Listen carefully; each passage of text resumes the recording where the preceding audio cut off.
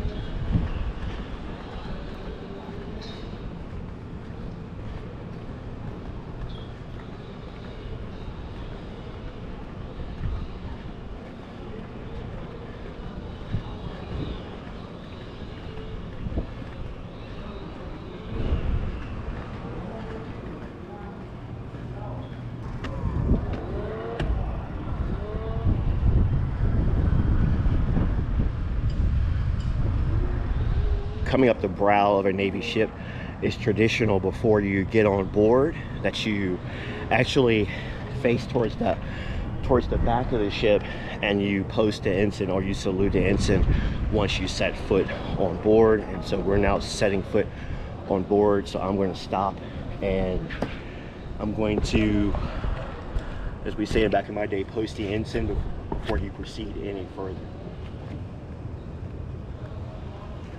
All right, posted the ensign. If there was somebody here, normally you would ask permission to come aboard. They said permission granted, and then you go aboard. But when you're getting on board a Navy ship, or you're departing a Navy ship, you stop, you face towards the back, because in port the national ensign would only be flying from the fantail, and you boom, you salute the ensign as you're getting on and off of a ship.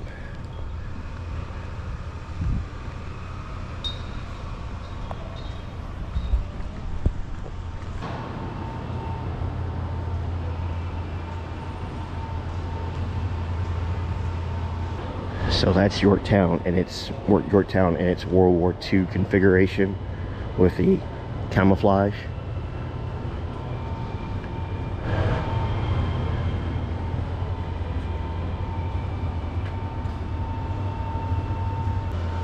And then later on, they added the more modern angled flight deck later on. So this is like how it looked originally before they added the angled flight deck.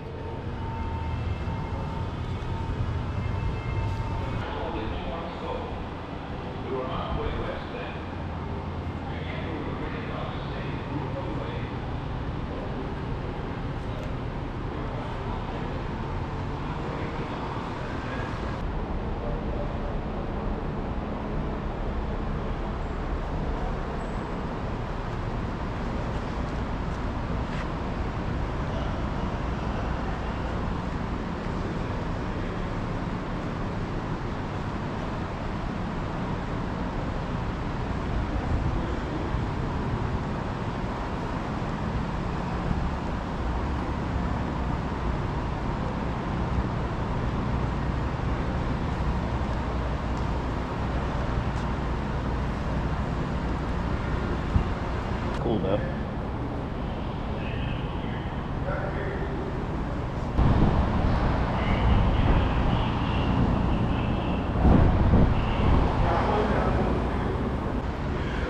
So back home in Virginia Beach, we actually have PBY Catalina at the Military Aviation Museum in Pungo in Virginia Beach.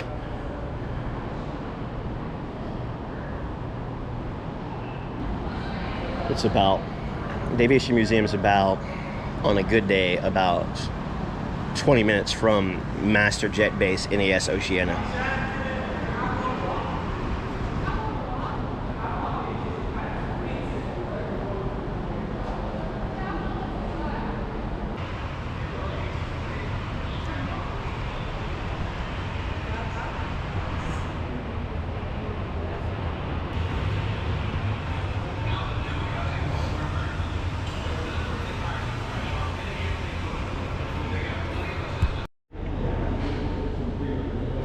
So this is about the mirror optical landing system, which helps pilots to land aircraft, because you got to think the flight deck is doing this, pitching, rolling, and you're trying to land an aircraft on to a flight deck.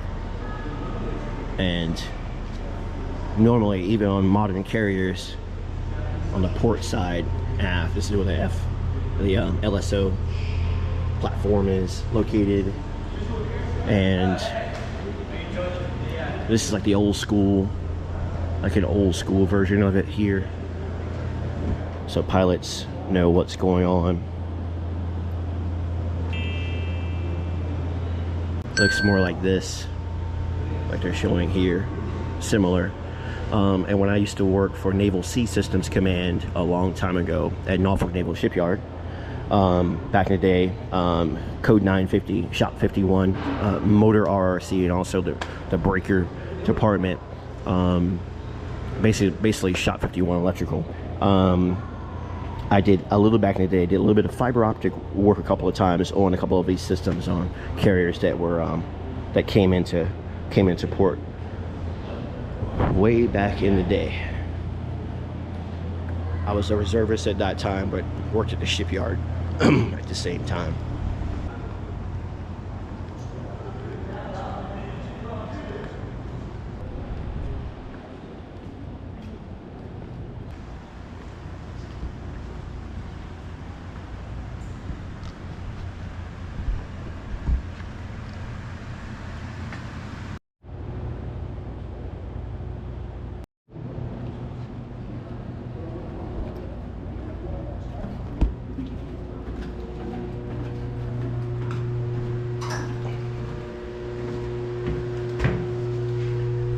Tell you where the heads are.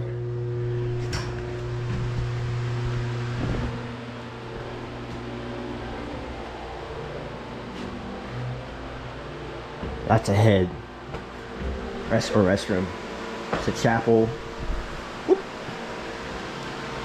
Navy Chaplain Lieutenant Commander Joseph T. O'Callahan administering last rites to fallen crewman Robert Blanchard on flight deck of USS Franklin, carrier vessel 13.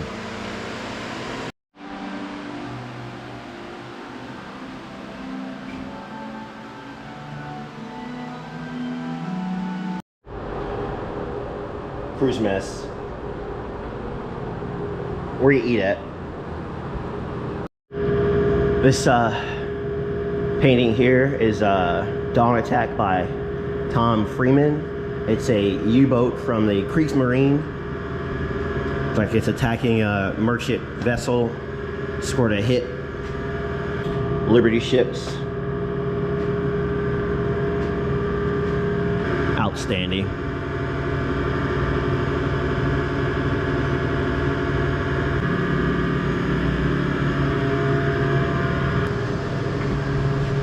So some of the fire hoses on ship, properly stowed. So you learn in boot camp how to fight fires, and then of course when you're on board ship, they have different firefighting drills, different scenarios to make sure you're proficient with fighting fires. Because on board ship, one of the most dangerous things aboard ship is when you have a casualty, something go wrong because of you know, enemy or whatever. You want to make sure you can fight fires. I might come back to the fire hose thing a little bit later on, because something else I want to tell you if I can find one here on the ship. So here's the ship's bakery.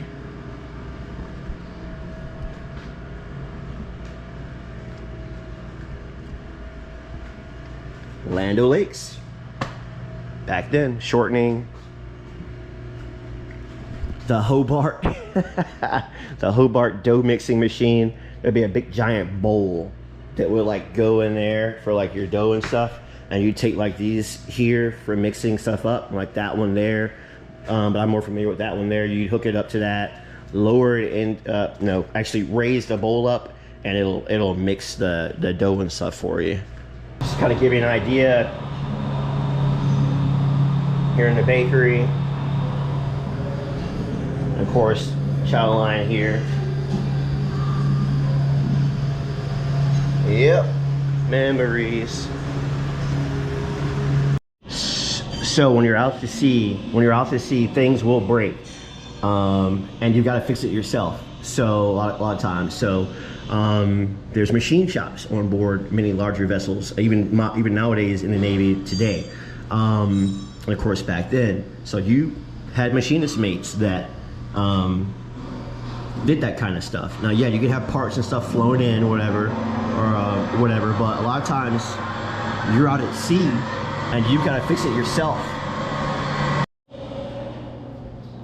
So there's a cobbler shop for shoe repair, an old Singer sewing machine, probably that my great grandmother had, something like that.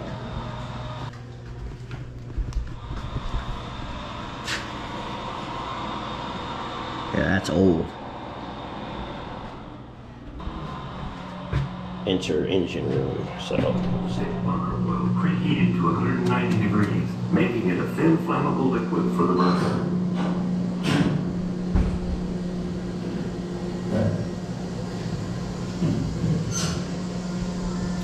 So you have the machinist mates and you have boiler technicians. Those are two engineering jobs or fireman rating jobs in the Navy.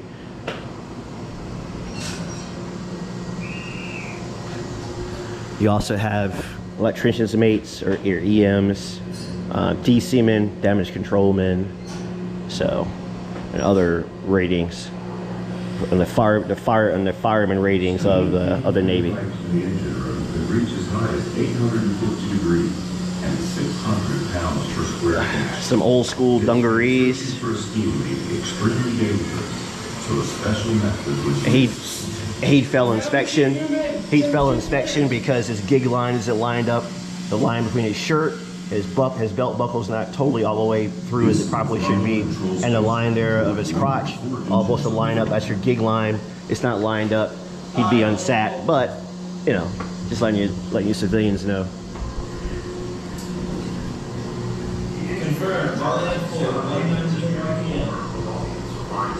So 30 knots, 4 screws, 4 engines, 8 boilers, 150,000 horsepower. That's the boiler to provide hot water and steam. Our other effect is lighting the boiler to generate steam for the engine. All right, let's go on down to the fire room. When I was young, I'd slide right down these things, but I'm not young anymore. I'd probably kill myself. So we're gonna take our time. So in the Navy, you have different jobs. Your job is called your rate or your rating. Your rate or rating, when you first come into the Navy as an enlisted person, it's divided into the following. There's seaman ratings. People that they'll end up having rates once they make 3rd class petty officer, or sometimes when they're E2 or E3, they'll still make, be designated, but there's seaman rates for deck stuff, boats, that kind of stuff. There's fireman ratings for stuff like this, for like engineering, like electricians, people who are going to become electricians, that kind of stuff. There's airman ratings, the Airedales we call them, for people who are going to be dealing with like aviation, that kind of stuff. And of course, in my case, CBs, they're constructionman ratings for people who are going to become different construction ratings in the CBs. And of course, for CBs officers, the CEC, civil engineering people that work a lot of times with the U.S. Army Corps of Engineers. In my case, 23, we're out of Fort Belvoir, Virginia, but my det 01 is out of Little Creek. or JEB, Little Creek Story, formerly Naval Amphibious Base, Little Creek. And when I was a beach master back then, it was Naval Amphibious Base, Little Creek. But anyway, this is some of the boiler room stuff here. Somebody has a fan there. It's the grating you walked on. I've been in the boiler room of USS Wasp, LHD-1, and those guys sit in a booth. They do have to go out in spaces like this sometimes, but they sit in a booth. So, of course, that was like 1,000 years ago. One of the burners there, looks like. The boilers. But yeah. And below our feet is where they actually would start up, like the ship off, to get the ship lit off to get underway. Let's go down there real quick.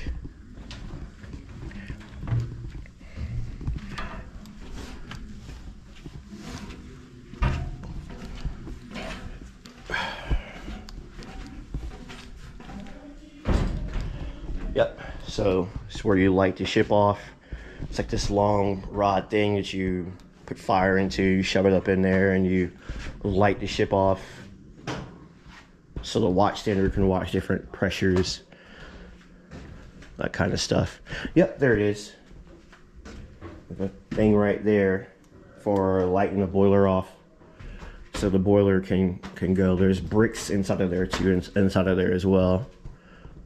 Of course, this is so that the engine room knows what the bridge wants, full, all that kind of stuff. And this right here, this is an escape trunk. If you're a fireman rating, engineering rating in the Navy, this is an escape trunk. So if the shit hits the fan, this is potentially your only and quickest way out to get back out of here. A lot of ships go down with the people who are engineering at the bottom of the ship, being stuck down at the bottom of the ship. But that's how you got out of here. You had to climb all the way up this escape trunk, and that's what it's called, an escape trunk, to get the hell out of here in case something down here really bad happened. Look at how far up you have to go, past that plexiglass up there, climbing these ladders while one of these boilers explodes or there's a fire down here or something like that, and you're trying to get the hell out of here. So imagine that. And it reminds me, one of my friends, I grew up in Norfolk, Virginia. He grew up in Portsmouth, Virginia. We were in boot camp together in Orlando, Florida. What was Naval Training Center, Orlando, Florida. Recruit Training Command. It's gone now, but it's funny. They sent me to Beach Master Unit 2, and I remember our instructor for the apprenticeship part after boot camp was like, "Madison, do you know somebody?" And I was like, "I got a few people in the military, but like nobody pulled these strings, you know," because BME2 was really good duty, trust me.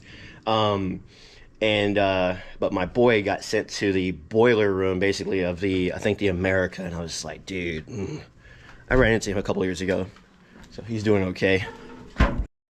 So to clarify, before I was a CB, I was actually a beach master, and I was a Navy fireman. So I was an engineering rating person originally, then later on switched over to the construction ratings. They call it, what do you call it? They call it cross rating. Basically going from one rating system to like another.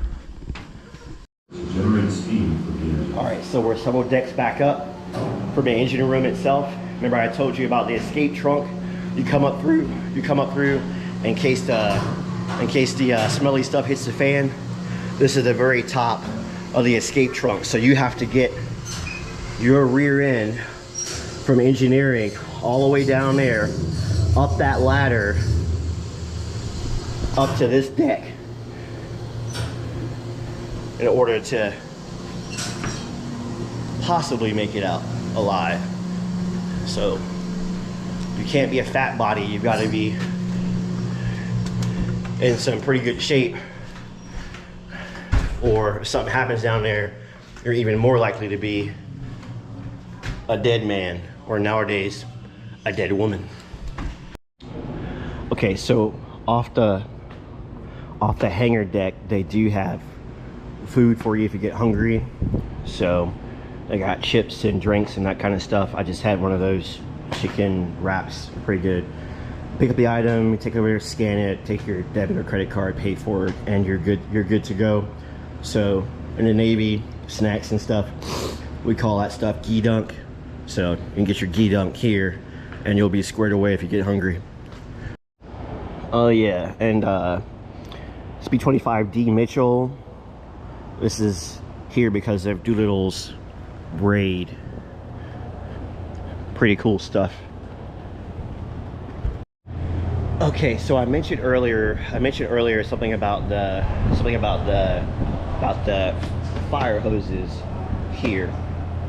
So there is a Y-shaped attachment, has 3 connection points on it, and your fire hose. So let's say on board ship you have a casualty and you're below deck somewhere and there's flooding going on. Well, you could obviously go get like a gas powered or some electric powered pump of some kind and pump out the water.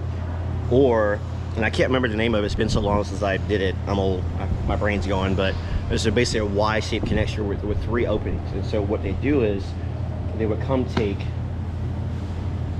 the hoses, connect the hoses to the fire main.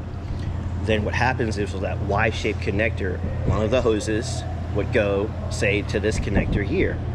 And then the other hose would say go to, say, like my arm, like that'll be another connector there. And then this connector here, where a third hose would go, that hose would be dropped down into the space that's flooding. And because of the water going this way, you know, going this way through, you know, from this finger through this way, it creates suction, and then that suction builds up in this one here, and it sucks the water from below deck. So that there's a casualty, and say you don't have an electric generator or like some kind of gas powered generation, a fuel powered generator, you can use the fire mains actually to create suction to suck out the water from a compartment that is flooding. And I wish I could find one here to show you. I can't remember the name of it, but that's one way that we dewater in the Navy to get water off ships.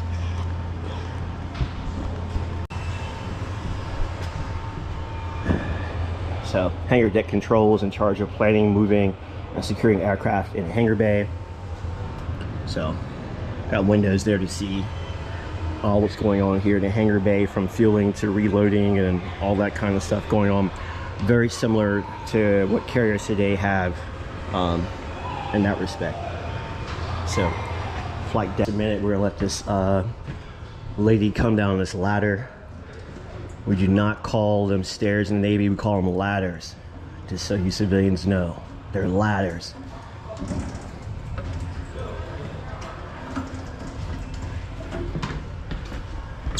Alright, let's go up this ladder.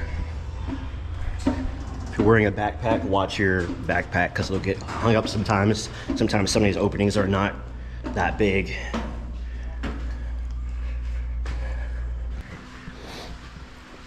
All right, let's go to the ready room.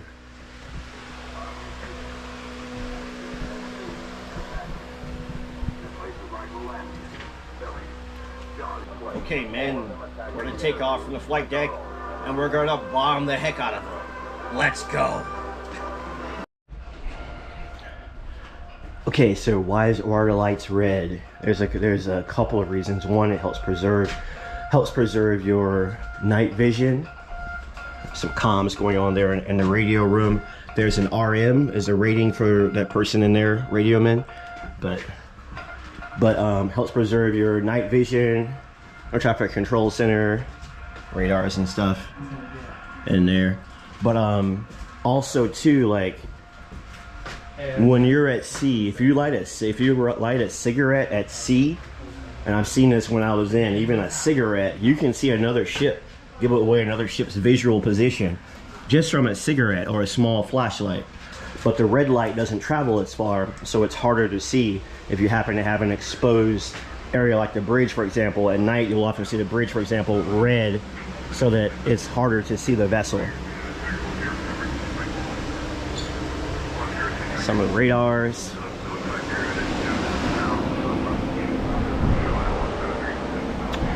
One of my aunts could tell you more about this radar stuff because she used to be an air traffic controller up at Dulles, and she could tell you the air traffic control stuff because she used to work at Dulles, at a facility up at Dulles that controlled air traffic control for the entire country. When I was a kid, she took me in there, and you could see radars for the entire country. It was crazy. I was like maybe 7 or 8 years old when that happened. So there's the RM shack, radioman shack, I think. Might be, nope, electronics technician, but still, I know they work on radios too, but some kind of sine wave over there on that machine over there. Yeah, probably, what do you call it, an oscilloscope. Yep. And there's an old, that light bulb looking thing there, that roundish thing there by the telephone, on top of that thing there. There's a we call it a ray tube. There's another name for it too, but anyway, my brain can't think what it is at the moment. But yeah, that's why the lights are red, by the way, just so you know. Electronics technician, the ET's workshop. But I'm sure there's radio men in there too, sometimes fixing stuff. And all right, so we're going up to the flight deck. There are a couple that actually for the Doodle grade, but off the black. So there's an F-18 Hornet. I think that's a Sea King. That's an E1. Nowadays they have an E2 Hawkeyes, but I think that's E1 variant there. Beautiful Charleston, the French Quarter of Charleston.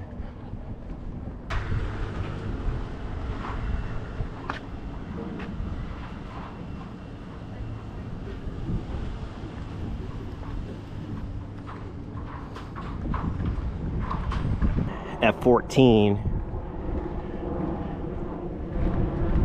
Top Gun, baby. Top Gun. Tomcat. They should have never gotten rid of a Tomcat. It's an outstanding aircraft.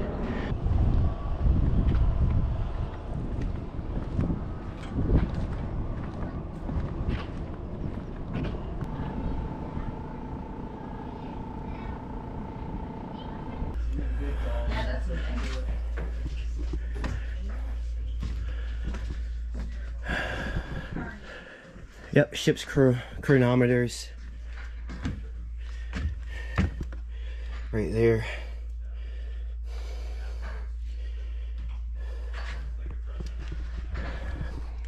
What's a chronometer? The marine chronometer is an accurate time instrument that can very nearly maintain constant rate. Ratio time signs were compared with the 3 chronometers to provide time that was accurate enough for celestial navigation. To a lesser degree, the time was provided to the entire ship via some 92 clocks, which were wound every week by the quartermaster. So here's the wheelhouse, the ship's wheel, the helm here. Full ahead, that kind of stuff. All stop. Different phones, sound power phone connections, that kind of stuff. A chart. Of course. This is where the ship steered.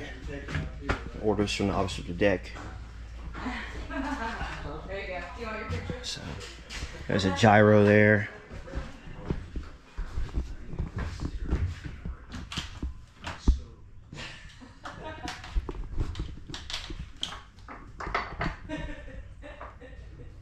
I'm driving the ship. Probably a bad idea.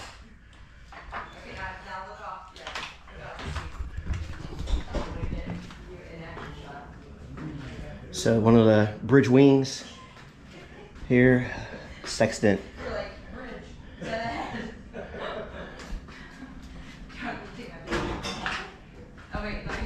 There was a chair here. That's for a chair. You step up on there, sit down in a chair, but the chair is gone.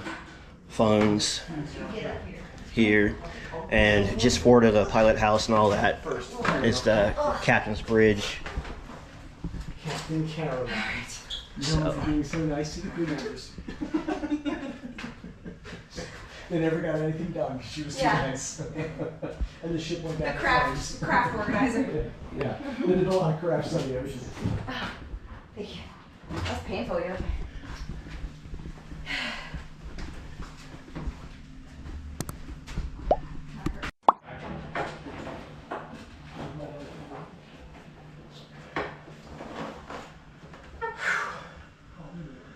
I finally got command of a Navy ship. I mean, I'm just an E4, so I'm not quite sure what Atlantic Fleet Command thinks about that. But I finally got command of a ship. It's an aircraft carrier. Now we're not going anywhere anytime soon because I'm sure my boiler needs a lot of work. But yeah, I'm here, and I'm the old man of USS Yorktown. I'm commanding a Navy ship. Outstanding. This is mess up my VA benefits. I might need to rethink that command.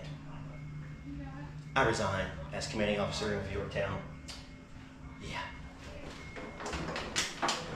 By the captain's chair, you got an explanation for you civilians about sound-powered phones.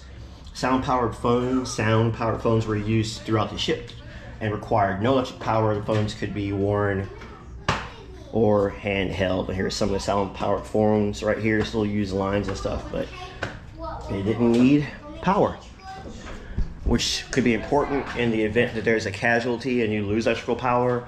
You can still pick that phone up as long as the line's not cut and communicate with different parts of the ship that way. Of course, the main way to do all that is through the ship's main PA system. If you have a message you want them all to hear, it's called a 1MC, and the captain, might come on a 1MC in the morning and say something or whatever, something going on, or maybe the XO or maybe the chaplain would come up there and give a prayer for something going on or something like that on the 1MC, or the main intercom for the whole ship.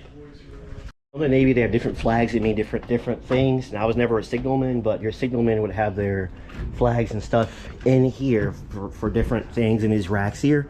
And then, of course, the signalman would come out and hoist the flag up onto a line, letting them know different things, that kind of stuff.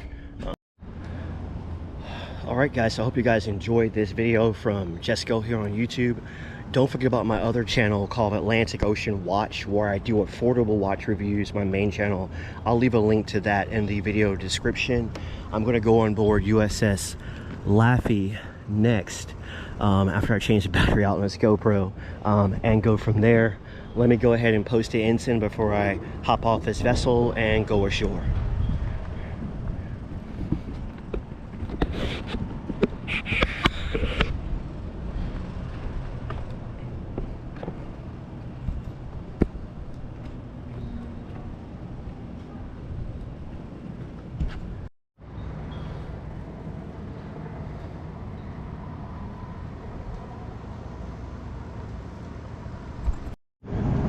Okay, so here in Charleston Harbor in Charleston, South Carolina, look at that Air Force transport aircraft there. Look at that thing, big behemoth.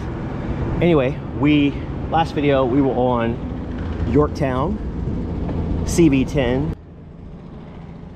There's a helo taking off there.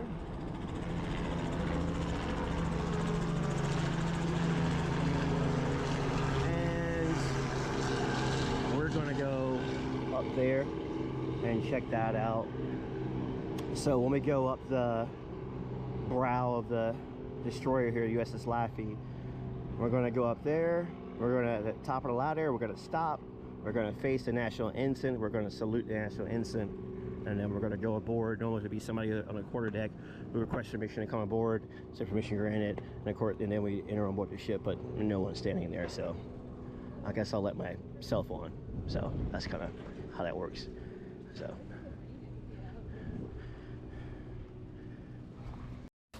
Okay guys, so this bonus footage was actually going to be a video all by itself, but the video I had of USS Laffey, a lot of it was lost. I had a computer issue and it was lost. So that's a good thing actually, because I've probably shown you too much already, to be honest, and I want to encourage you to go to Patriots Point and check out everything there. The Vietnam experience there, Yorktown, and Laffey. Turret 53, by the way, which this plaque is talking about. This ship was heavily involved in a kamikaze attack. 6 men died when a Zero struck this turret and obliterated it. In this turret, you'll see a movie when you come visit Laffey that tells you all about that. 23 additional sailors died, but despite heavy damage to the ship, the destroyer did not sink. But anyway, go check it out. It's a great experience. The after diesel room exhibit is outstanding. I was like, that was awesome, and I wish I could have shown it. Oh, it was so good, but I lost the footage. But go check it out. Thanks for watching Jessica on YouTube. I'll play a little bit of what I had, but I had so much good footage, but it's unfortunately gone. But hey, go check it out for yourself. It's worth it. It's so worth it. And while you're there, go visit Fort Sumter as well. I'll have a video about that coming up soon on Just Go. Thanks for watching. Come on the brow here. It says tour starts here, and I'm guessing you either go this way or that way.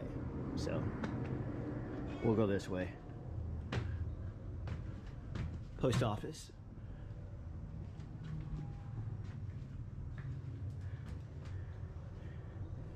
It's a berthing, an aft berthing. It's like a barber shop. Yep.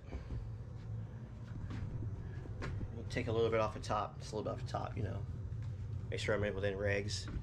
Of course, ship store, everything you needed, Colgate, that kind of stuff.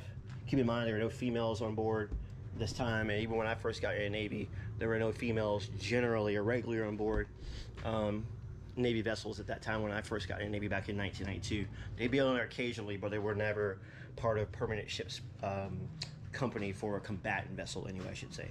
Anyway, let's go down to the engine room exhibit.